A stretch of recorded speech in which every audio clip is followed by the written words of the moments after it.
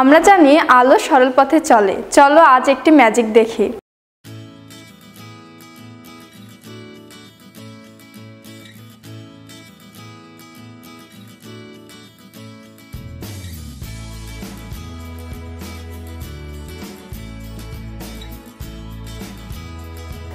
আলোক রশ্মি এক স্বচ্ছ মাধ্যম থেকে অন্য স্বচ্ছ মাধ্যমে তির্যকভাবে আপতিত হলে মাধ্যম পরিবর্তনে কিছুটা ভিন্নতা দেখা যায়।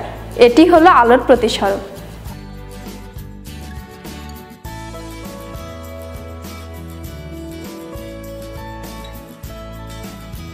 আলোর প্রতিসরণ পর্যবেক্ষণটি করতে আমরা একটি গ্লাসে পানি এবং একটি পেন্সিল নিয়েছি। তোমরা বলো তো পেন্সিলটি গ্লাসের ভেতর রাখলে কেমন দেখাবে?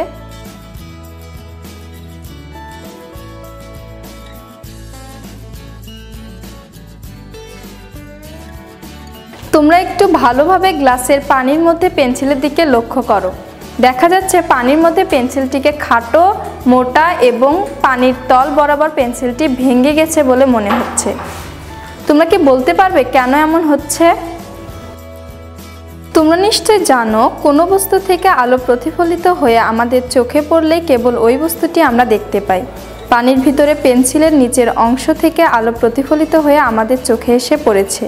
এর আগে এটি এক স্বচ্ছ মাধ্যম পানি থেকে অন্য স্বচ্ছ মাধ্যম বায়ুতে এসে চোখে পড়েছে।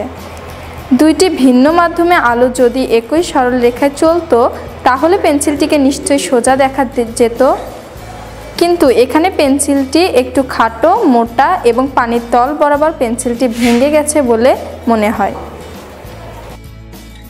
অতএব আলো যখন এক স্বচ্ছ মাধ্যম থেকে অন্য স্বচ্ছ মাধ্যমে প্রবেশ করে তখন এটি এর গতিপথের দিক পরিবর্তন করে।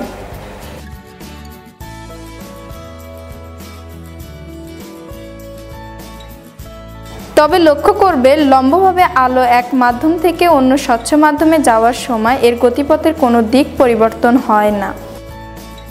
আর সেজন্য আমরা যদি পেন্সিলটিকে লম্বভাবে রাখি তাহলে দেখা যাচ্ছে পেন্সিলটি বাঁকা দেখা যাচ্ছে না। এমন মজার মজার এক্সপেরিমেন্ট করতে তোমরা আমাদের সাথেই থাকো। ওয়াও! ম্যাগনেসিয়াম বাতাসের তোমরা আলোক রশ্মি যখন এতক্ষণ সাথে থাকার জন্য ধন্যবাদ।